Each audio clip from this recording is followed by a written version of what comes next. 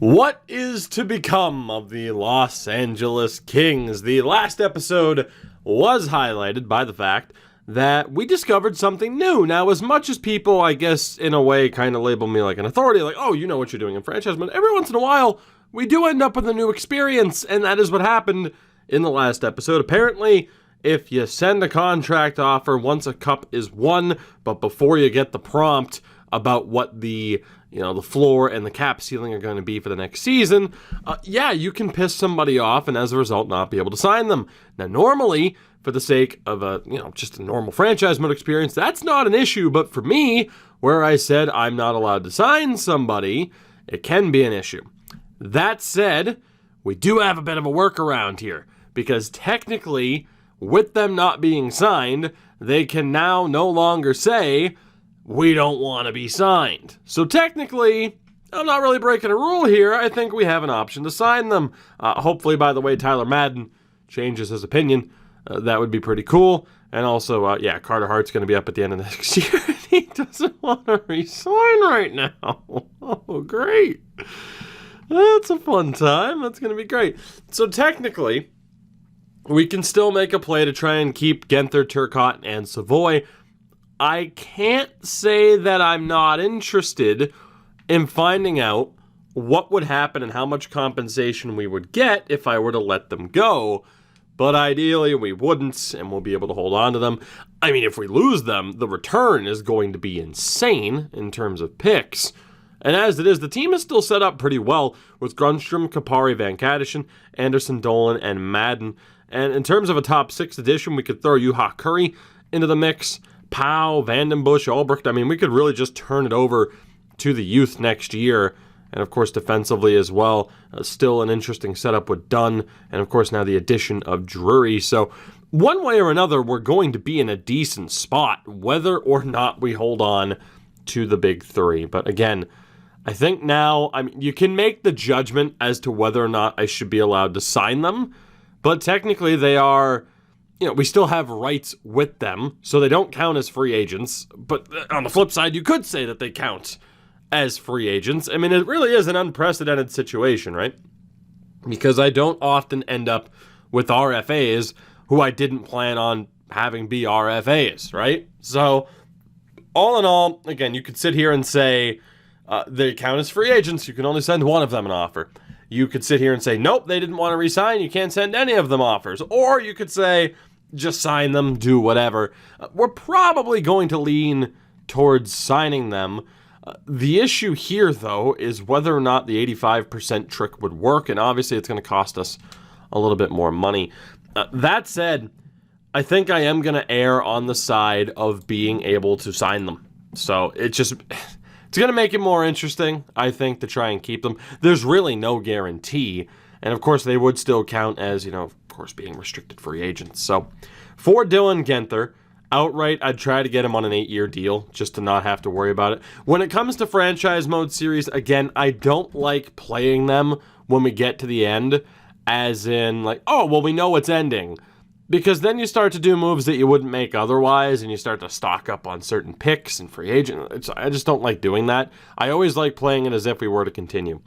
That said, 85% for Dylan Genther would be 8 years at just under $9 million, which would be absolutely insane. If he can sign that, we're golden. Time will tell if he is willing to sign that deal. Oh, my sweet mother of God. Well,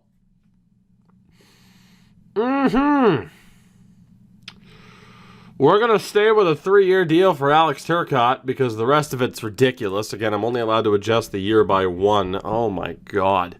Not that it isn't a ridiculous offer no matter what. Jesus. Imagine the compensation, though, if we're able, if we lose them. I mean, this is going to cost me $11.875. I mean, good God. Good God. I'm going to send the offer. We'll see what happens. But again, oh my God. Imagine the compensation if we were to let these 3 walk. I'm almost intrigued. I can't help but think that I wouldn't end up getting compensation and that the AI simply wouldn't trade for them or sign them. I just don't think a move would happen. 9925 being the deal here, 6 years for Matthew Savoy. Let's see what happens. Now, free agency, again, I'm going to handle it the same way. We get one big goalie, defenseman, and forward, since we're not going to count those guys. Now, goaltenders, obviously, of course, Fog of War was off. It was also mentioned in the comments, maybe just leave it off. I think I'm probably going to leave it off for now. Why the hell not at this point in time? We'll at least have a little bit more fun with that in that way, too. Of course, I know people like seeing what happens with the draft and everything. So when it comes to the goaltenders and a big-time signing, I mean, judging by the rules, there's still not much we can do here. We have our 2 goaltenders, and when it comes to prospects, Moss just isn't worth signing. Sjogard, not really worth signing either. So I think we're fine. The only guy worth signing here is Pettinen. He's really the only one. Lovejoy's not too bad, but he's too low of an overall at 20 years old. Low is also a bit too low, as is Scoville. There really isn't anybody here, a younger option. Kukkonen, not that great either. So some younger goalies, but none of them that are really worth it. A ton of fringe prospects that are out of work. Kamachi is a 73 at 23, a 75 at 23 for Mille. Tristan Mille. That was a familiar name. For a second I thought we drafted that guy, but that's not the case. So a ton of options. Calle Lindholm we signed. I remember we did sign him at least. That said, in terms of who to sign here, I think we're going to go back up to the top. I didn't expect there to be that many fringe goalies. Before I even signed Pettinen, though, do we even need a goalie, or do we have 6 already? I think we already have 6. So it's Hart, Kalanos, Manderville, Twamainen, Tremblay, and Parker. We don't need anybody. We're good. We are perfectly fine. So we'll go back. When it comes to the defensemen, again, for the moment, we're probably fine. Our top 4 is set. Dunn, Clegg, and Isimov, Bjornfot. They were good enough to get it done in the playoffs and win us a cup. As far as who else is going to be here, I don't know. I don't really think we need anybody else. So I think we're fine on that front. And then for the forwards, ideally it's 4, 5, 6, 7, 8, 9, 10, 11, and 12. It's tough to say that we actually need anybody right now. We simply don't know because of our big 3 currently being unsigned. So defensive prospect-wise, I mean, again, there isn't really anybody that's worth it. Mink isn't going to develop. There's nobody there that's worth it to me. Obviously, if we were to lose a defenseman or whatever, Zach Werenski, if we didn't sign Vince Dunn, Werenski was going to be a target, but we don't really need him now. And forward-wise, I mean, again, like Eli Tolvanen could have been a target. Excuse me. He could have been a target if we didn't go after the big 3 and try to maintain them, but obviously we're going to try to keep them. So in terms of prospects, there really is nobody. There's this low top 6 in Hillen. Man, excuse me. Can't clear the throat. Don't know what's going on. I actually do know what's going on. There's been a couple of esports broadcasts over the past 2 days, so my voice is feeling it. That said, let's see what we have here. Any medium 9s that might be worth signing? The answer appears to be no. So there's literally nobody that I want to sign. At least not for the moment. It solely depends on what happens with our big-time players. That said, let me double-check the coaching staff as well. Indeed, we don't have a goalie coach, and I need to sign some scouts. Although, obviously, if Fog of War is off, scouts aren't exactly as important. I mean, Burns here is clearly the perfect goalie coach, if we can sign him up. I mean, hell, he'd be a fantastic head coach. We'll see if St. Louis takes him away. Again, scouts, not as necessary if Fog of War were to go back on. But I think we can just leave it off for now. I mean, there is a debate, I guess, over whether or not I could just reassign them all to be amateur scouts at this point. But like I said, I don't, in a way, like changing the rules of a series just because we know it's going to be over relatively soon. For me, it's like that just kind of diminishes some of the fun. It's like, well, the challenge of it, it's like, okay, well, you won the cup and we know the series is ending, so just drop the challenge and go crazy with it. It's like, But then it just defeats the purpose. It's like, what's the point? Well, let's just move on to the next challenge. But obviously, again, number one, I still want to see how this team can do. But also, I didn't expect it to be this much money that he'd be willing to sign. But also, I mean, again, currently in the middle of roster editing and such, and it's going to take a little bit longer. What a process it is. Jesus, Mr. Burns. Excellent. This is not excellent. This is a nightmare. Trust me, I have begged them and pleaded with them to just let me make a max offer. And you might be saying, this isn't necessary. Trust me, I've tested this on occasion. I've had examples of offering a coach who didn't want to sign based off of like the team build and stuff like that, location, the team makeup, and also offering him out of role for what he was looking for. And I dropped it by one tick to the left rather than the max offer, and he rejected it, but then I put it to the right and he accepted it. It's, the game works in mysterious ways sometimes. 9-9 better be the max here. I did not expect him to cost that much, but there you go. Thank God for owner mode being off. When it comes to the scouts, I think we had, 14? So here, let's just send out these offers. Is that Sidney Crosby down there? A-? I think it is. Emiliano Adams. Sidney? Hey, Sidney Crosby. Cool beans. Where does that he doesn't have a picture. Altshuler is there. And I think we need to just sign 2 more. Harvey Wallace and Robitaille. Congratulations. You win. So, moment of truth. We're going to see if we get to keep our 3 young players. If not, this team changes a lot, as I do not want to trade for Torrey Krug right now. Thank you very much. So Burns accepted. Fantastic. Our coaching staff is top-notch. Jonas signs. Sidney Crosby is now a scout with the team. Altshuler signs. Robitaille. And I do not want to trade for Rasmus Andersson. Here we go. Are we going to get an answer? Adams signs. Wallace. Okay, so the coaching staff's taken care of. RFAs. Still no answer. RFAs.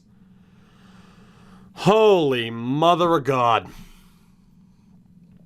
So Dylan Guenther has gotten an offer for 7 years at just under $12 million. We would get 4 first-round picks from the Arizona Coyotes. I'm going to say remind me in 6 days. Matthew Savoy rejected. Alex Turcotte rejected. Dylan Guenther rejected. 4 first-round picks from the Coyotes. I mean, for Dylan Guenther, it was 12 by 7? Because 7 years is the most they can offer him. 12 by 7. I can sign him for less. That asking price has come down a little bit. So the 85% trick didn't work, and I don't think it'll work. I mean, I can still sign him to a pretty ridiculous contract. If he'll take the asking price, I'm willing to do that. If I have to sign him for any more than that, it becomes extremely problematic. But Alex Turcotte, I mean, Jesus. You know? I mean, it makes sense, but good God. There's no guarantee these guys are going to sign what they're asking for. I can afford all 3 of them. We can suffer through it if need be. We'll see what happens, but there's a very good chance we're going to be getting a ton of draft picks here. Let's advance day again. I do not want Ryan Nugent-Hopkins. Thank you very much. Next day, I don't want Voracek. Moment of truth here coming up, perhaps. I do not want Steven Stamkos. Next up. Still no answer. What about now? Matt Savoy has signed with the team. Matthew Savoy is back. And Dylan Guenther is going to stay as well. $12 million for 7 years. We're going to deny 4 first-round picks. We're going to match that offer to keep Dylan Guenther, Alex Turcotte, and Matthew Savoy. All 3 have stayed. Certainly not for as cheap as it could have been. We are down to just $3 million in space. Guenther has signed for $12 million for the next 7 years. Alex Turcotte at $14 million for 3 years. And Matt Savoy, basically a shade under 11.7 for the next 6. Well, all right. That certainly sets the stage here, and this team might have some cap trouble down the road. This supporting cast could take a big hit. Part of me is very intrigued at what could have happened had we just taken the compensation, but it is what it is. We got $3 million to work with, In terms of signing people, I don't really know what we're going to do from here. I think we're pretty much good to go. If we go down to goaltenders again, we have our 6. Defense, it is now Dunclaig, Anisimov, Bjornfot, Marsh, and Phillips. Of course, Patrick and Spence. Van Allen there as well, so that's another 3. And then we'll say 1, 2, 3. So we just need about 3 depth defensemen or 3 more defensemen in general. McNabb isn't quite AHL ready. He's close, but 1 more year will suit him quite well. Then there's Mercier, and then the question is, what do we do with Mauricio Drury and whether or not we sign him? And that really does depend on what happens with Phillips and Marsh and what kind of potential development we see. So we do need to go out and sign 3 defensemen, roughly. And, of course, none of them can be top 4, so it doesn't really matter. Doesn't really matter. I mean, in terms of who's going to be on that third pairing, I mean, we thought Marsh and Phillips might not be able to get the job done. All in all, they were fantastic for us. Again, a part of a Stanley Cup winning defense. The menu lag is out of control. Out of control. We'll see what happens here now. Go over to the defense, see what we got. Who's interested in signing a 2-way deal? Who is interested? Let's look for veterans who could still be half decent. We can bring back Travis Hamonic. You know what, Derek Forbert, let's bring you back to Los Angeles. Works for me. Bring back an old face. I mean, Hamonic, good Branson. Are there any old Kings that we could bring back? Oscar Fantenberg and Kevin Gravel. Let's bring the boys back to town here, shall we? Let's bring the boys back to town. And then for the forwards, I mean, I can only presume that we're going to need to sign people. I don't know with certainty. If we look at... That's not what I wanted. I accidentally went back to free agents. Boy, I'm just dropping the ball right now, aren't I? Contracts. Contracts. We go to... Please register the right trigger hit. Thank you. Forwards. In terms of who to sign, Clymer's the only guy I'd be interested in signing.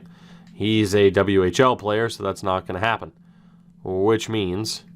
In terms of who we have here, so now it's 1, 2, 3, 4, 5, 6, 7, 8. I forgot to search. 2, 3, 4, 5, 6, 7, 8, 9, 10, 11, and 11. Oh, God. Hold on. 8, 9, 10, 11. Oh, my God. I'm hitting all the wrong buttons. Then it's 12. And then the AHL is 1, 2, 3, 4, 5, 6, 7. Nope. 8, 9. Okay. So we need to sign... We need to sign quite a few forwards as well to help boost up the AHL, but the rest of the team, thankfully, can be filled up by veterans. I mean, we have a decent amount of depth. Again, I'm going to look for certain veterans who might still be useful. And bringing back Anders Lee is not the worst idea, if I'm being honest. I mean, again, bringing back former Kings would be cool. I mean, there are some names here that are still relatively useful. Unfortunately, is that Brendan Ranford? Are you still in this game? Jesus. Good stuff. Jordan Wheel. Good old Jordan Wheel. I think we can bring you back. He wasn't a king for long, but you know what? Screw it. Sign Jordan Wheel for the hell of it. Any other veterans with former experience here in Los Angeles? Not really. This idea is dying a quick and painful death. Boy, poor Nino Niederreiter, huh? Oof. He's only 33, and he has completely fallen off. Nick Shore. Nick Shore, come on down. Former King. Sign him up. Do we have anybody else? Probably not. Am I going to give up on this idea? Probably not. I mean, Sean Corrali was technically on this team. You know what? Let's bring back Sean Corrali. That'll be good for the morale. You know, some people will be happy that he would have been sent an offer. I think same thing back at the top here for one Anders Lee. And we can sign him up as well, and that should make some people happy. He's not making quite as much money as he was before, but still, we'll bring him back. So let's send him next season. Svantenberg signs. I don't think, call it a hunch, I'm going to have to worry about signing, a ridiculous deal to take up cap space because, we don't have cap space anymore. I do wonder, I mean, we would have been guaranteed 4 first-round picks minimum, And that's just if one person signed. So what would have happened elsewhere? As Kevin Gravel is able to sign, Luke Kunin has been dealt for Juuso Valimaki, Nick Shore, Sean Corrali, Derek Forbort, Jordan Wheel, Anders Lee. Good stuff. And indeed, we are getting the chemistry boosts for signing familiar faces, which is pretty nice. So I'm intrigued to see what this team looks like. And again, whether or not it's worth signing Drury is going to be a big factor here in terms of what happens in this next season. Time will ultimately tell. But again, oh boy, I don't typically like signing contracts that are that absurd. Obviously, my strategy is to keep the team pretty well efficient when it comes to the money. But hey, we did what we had to do. So when we look here, goaltending, it is Hart and Kalanos. They both are eligible. And from there, Twilmine and Manderville will be sent up. I mean, both really need to alternate here. That's kind of a tough call. I wonder if just having Tremblay parked on the NHL roster would help him out morale-wise. Because otherwise, I don't know what to do, because I want to see Twilmine and Manderville play. And then, of course, there's Parker. But Tremblay, he's going to get ripped apart no matter where the hell he plays. I just wonder if there'd be some sort of, morale boost from having him here. He's not going to develop anyway. So we'll just leave him. Defense is now done. Clegg, Anisimov, Bjorn Fott, Marsh, Phillips. And that opens up the question as to whether or not we should go out and sign Drury to be in the top 6. And that leaves Phillips as our depth defenseman. I mean, we could really risk it with Drury, sign him, and if he doesn't work, we know that Phillips does. Of course, Mercier's also there. But with Drury, I mean, I think he could be pretty successful, but we've seen at times with 80 overall defensemen, medium elites, they often don't develop well in the NHL. That's more the type of player that needs to be in the AHL. So I think I'm going to go without Drury, at least for now. I mean, if the third pair starts to struggle, we can make a change.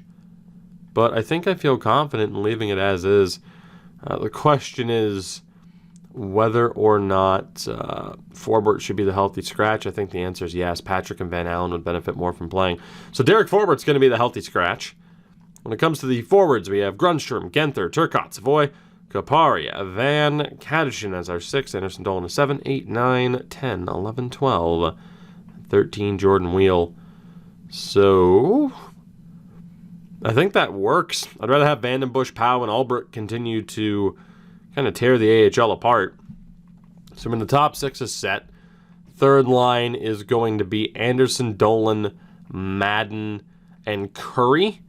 I guess with Luff, Wagner, Corrali as the healthy, or as the fourth line, Jordan Wheel can be the healthy scratch.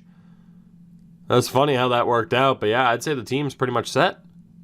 As crazy as that is, we're going to give you, I don't know if I want to give Juha Curry the chance. For the same reason, like I said about Drury, where it's I just don't trust players in this kind of overall range to be able to be successful. So Drake Reimstra can be given the opportunity on the third line, and we can see what he's capable of. Or we could just play Jordan Wheel and rock Nick Shore on the fourth line. Maybe get a little bit of a veteran presence there. So we do have a bit of a weakness here on the third line. But all in all, I think we're going to be okay. I mean, obviously, that's an easy change to make if we need to make it. It's just, go out and get a third liner. It's easier, easy enough. I don't want to say easier said than done. It's just flat out easy to do. So the healthy scratch of Shore. So looking here, it would be Kapari getting the bump up. So obviously, Grundstrom, Turcotte, Savoy stays. Second line of Van Kadishin, Kapari, and Genther. Not Genther. Grundstrom. There we go. So Grundstrom, Kapari, Van Kadishin, Savoy, Turcotte, and Genther. It's pretty much perfect. They're both snipers, so that should be fine.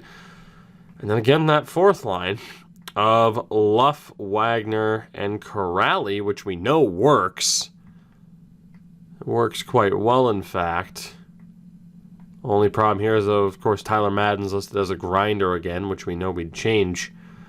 So right now, Jordan Wheel would potentially get the shot to slot in there on the third line. we're going to need to go and find a third liner. Obviously, losing an option there on the third line certainly hurts. Of course, Kopitar retiring, but it's not really all that, surprising. It's just who's going to be there. And then defensively, we basically get to leave the defense as is. It's going to be great. Although you could argue Anisimov should be... Clegg and Dunn were really good last year, though. I think Bjorn Fott and Anisimov could work out just fine. So it's just a matter...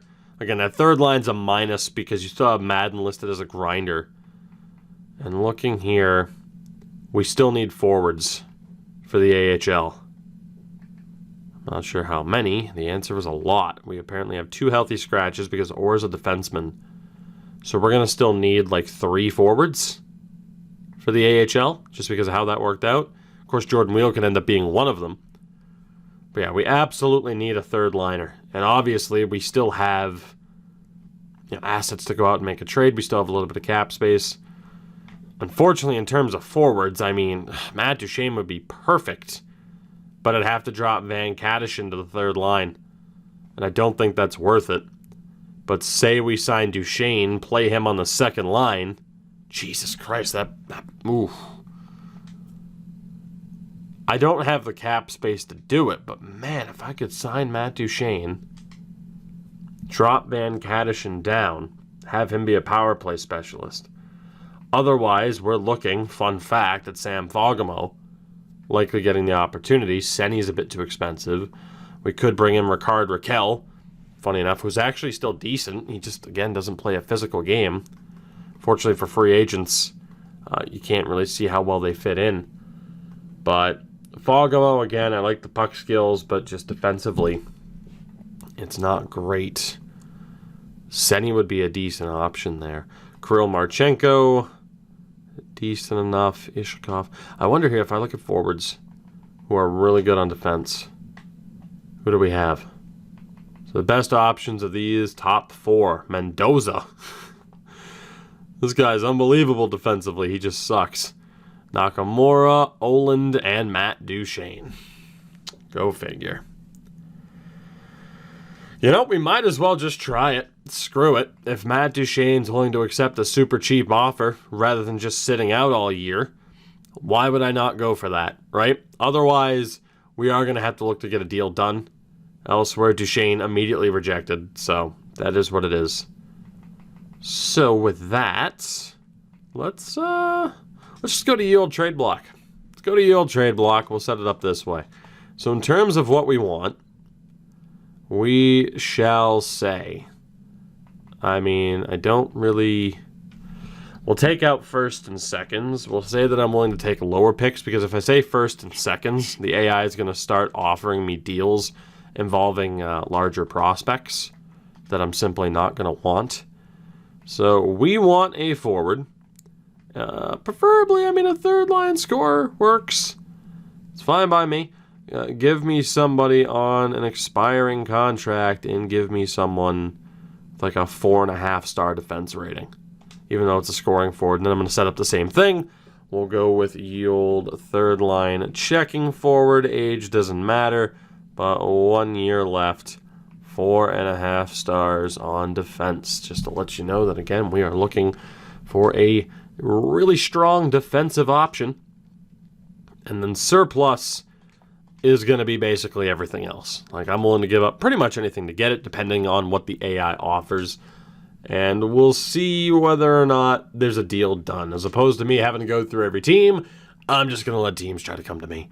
And again, as far as the team's concerned, we'll figure it out. I'm not all that worried in terms of trying to make something happen. This team with that top 6 should dominate. A weaker third line option to potentially start the season is not a major concern, as Matt Duchene still didn't sign anywhere, so he did drop the money that he was looking for, though. Interesting. That offer's gone down. Let's send him another deal. Again, if Matt Duchene wants to sign, that'd be great. Brett Senny is looking for more than Matt Duchene. That is insanity. Senny, again, is kind of the perfect guy for that third line spot. I'm going to offer him a deal, too. I mean, if he's willing to take it. Ricard Raquel, though, again, just not exactly what I had in mind for that spot. And again, looking at the defense ratings here, Matt Philippe's not too bad. Nathan Bastian is okay. Torinsky's all right. The other Ryan O'Reilly. And I want a really, defensively responsible option. Zach Sanford actually isn't that bad for what we're looking for. Marcus Foligno as well isn't that bad. Someone who's a bit more defensively responsible but can bring a physical edge. Jujhar Khaira, I wouldn't mind bringing in. I might actually prefer him over Sean Corrali. Hell, Sean Corrali could be boosted up to that third line. Khaira could play elsewhere. Brandon Duchene. Ooh. Brandon Duhane's not a bad option either. So yeah, there are options there. If Matt Duchene doesn't want to play ball, we can go with other options. We'll see what Brett Seney thinks as well. And I keep forgetting, the main reason I'm going to free agents is to send out a deal for like 3 other forwards who can accept 2-way contracts to really help boost up the team. So, fun fact, we are looking at the likes of Zach Sanford, which is perfect. So we'll sign Sanford. We will sign Marcus Foligno and Jujhar Khaira, Duchene. We're going to sign Duchene. So that way, if Duchene's not willing to play ball, I have 3 guys down in the AHL who can either really help boost up the Ontario Reign or who can be given a shot on the third line. I immediately get this type of offer that I was talking about. You know what? If the Islanders are dumb enough to do it, I'm going to accept it. You're dumb enough to want that prospect? You take him. Go ahead. Thank you for a 5th rounder. No sweat. So no response here. We'll play Vegas in the preseason. Foligno signs. Sanford signs. Seney rejected. Duchene signs. Matt Duchene rejects again. Okay. If you'd rather sit at home and do nothing because nobody's signing you, feel free. Okay, again, his offer, or his option, like it's continuing to drop. Just sign, dummy. Just do it. Wow, Brett Seney just dropped to nothing. Well, I can sign Brett Seney regardless.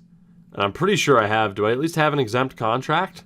So we're going to be able to get Brett Seney for nothing. Like, he's folding what is... I mean, I don't even know at this point. Folding like a lawn chair. Let's go with that. That said, this isn't what I wanted. Exempt contracts, I have 1. So technically I have space for Duchene and Seney, which would be great. So Matt Duchene, you know you want to sign. Come on, buddy. We're getting you. Even if it means dropping Van Kaddish into the third line, keep him on the power play to keep him happy. I think I'm all right with that. And also it would limit the amount of penalties he can take. And Anderson, Dolan, Madden, Van Kaddishin sounds phenomenal. Matt Duchene, come on.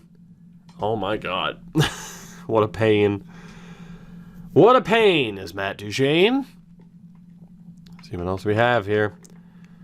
So, let's offer Seney the deal. And then for 1 Matt Duchene. Again, I'm going to offer you the same damn thing, buddy. Sign the contract, if you would. I mean, in terms of cap space, I'm sure some people are screaming, but it's like, hey, technically... Actually, I don't even know. Yeah, I mean, technically we can open up a little bit of cap space by sending down the depth options right now. It's not by much, though, but there, we'll do that. And I'm going to continue to try to sign Duchene here as we get ready for the start of the season, just about. Come on, Seney, and come on, Duchene. You know you want to sign. We just got crushed by San Jose. Seney signs. What about Duchene? Matt Duchene rejects again. So we are heading into this season preparing to have Brett Seney as a third-line left-wing option. We now have $5 million to work with. Matt Duchene is only looking for 3, so we should be able to sign him. And again, I don't really need anybody else. So it's pretty much perfect. Duchene is the guy to target. And we should be all right. I mean, defensively, in terms of third pairing, we could actually target Nudivara, Bernard Docker, Gustafson, Murphy, Leddy if we wanted to. But I don't really think it's necessary. Like, Nick Leddy could be a fantastic option defensively. The only thing is, he doesn't really fit the bill of like a... I mean, that's not even... No, like just flat out, like he's better than Phillips. Connor Murphy might not be that bad on the third pairing either. You have Eric Gustafson, who could do some damage. He just doesn't play physical, is what I was going to say. Bernard Docker's not bad, and Nudivara's not bad. There could be a legitimate reason to sign Nick Leddy if we have enough money once Matt Duchene signs. So this whole team building thing is going to come right down to the wire, depending on what Duchene does here. Grundstrom was phenomenal. Matt Duchene, will you please respond? Son of a bitch. So we're going into our first game of the season without Duchene while we still try to lock down this roster. What I'm going to do is quickly change Tyler Madden to a 2-way. You know what? One game won't hurt us. Let's start this season. Let's do it. We'll sim this game against Vegas. Famous last words when this game will come back to haunt us. Anisimov goes down to injury with back spasms right out of the gate. That's horrific. Oh, boy. Can I just back out? Matt Duchene has signed. Matt Duchene has signed the contract and is on this team. Fantastic. So with that, if I'm not mistaken, though, I now do not have the space to sign one Nick Leddy if I wanted to, but Matt Duchene has signed the deal. As much as I love Marcus Phillips, it could be worth giving Nick Leddy a deal. I only had the one exempt contract, though. But after looking at it, I really like the idea of having Nick Leddy for that third pair. And in terms of freeing up space, it would be easy enough to do. And it could just be as simple as not having certain people, as depth options, despite the fact that we have a relatively expensive team. But these guys are all on two ways. And defensively, Phillips isn't even making that much. It could be interesting. It could be. I'd have to get rid of somebody that is under contract. Let me know what you think, but I really do like the idea of signing Nick Leddy. It would be as simple as moving an AHL level defenseman. We bring in Leddy, and we're good to go. And in that way, we could simply run Marcus Phillips as a depth option, as opposed to third pairing. But again, Phillips and Marsh were really good on the third pair last year, so it really is tough to say how we should handle this. So our defense now is 1, 2, 3, 4, 5. So Derek Forbert's actually going to slot in here, and we'll call up Kevin Gravel as a depth option. And then forward-wise, we are incredibly low on cap space now because of these call-ups. Do I even have the space to call up Duchene anymore? I apparently do.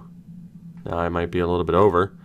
But now this team looks like this. So it's going to be Genther, Turcotte, Savoy, Grundstrom, Duchene, Kapari, Van Kadishin, Anderson, Dolan, and Madden, Luff, Wagner, and Corrali. So technically I'm over the cap. But if I were to send down Gravel, I'm not. So it's perfect. That is perfect. We're good to go.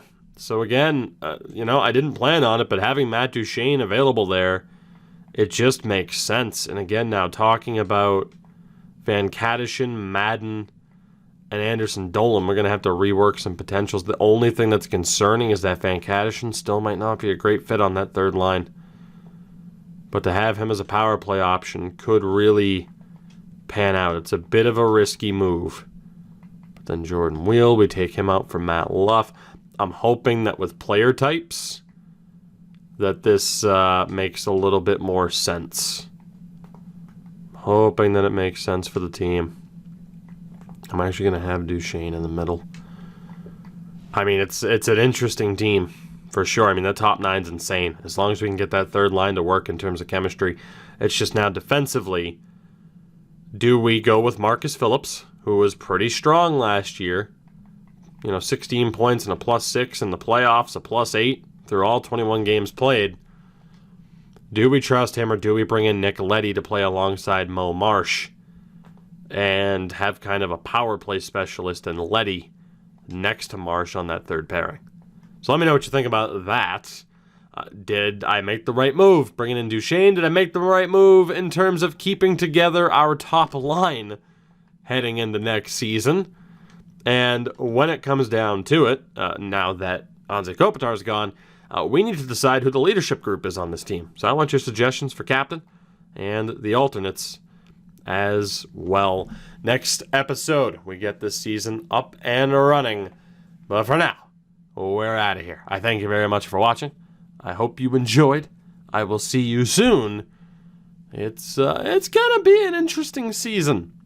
And high pitch shows you all the confidence that I have in this season. It's gonna be interesting.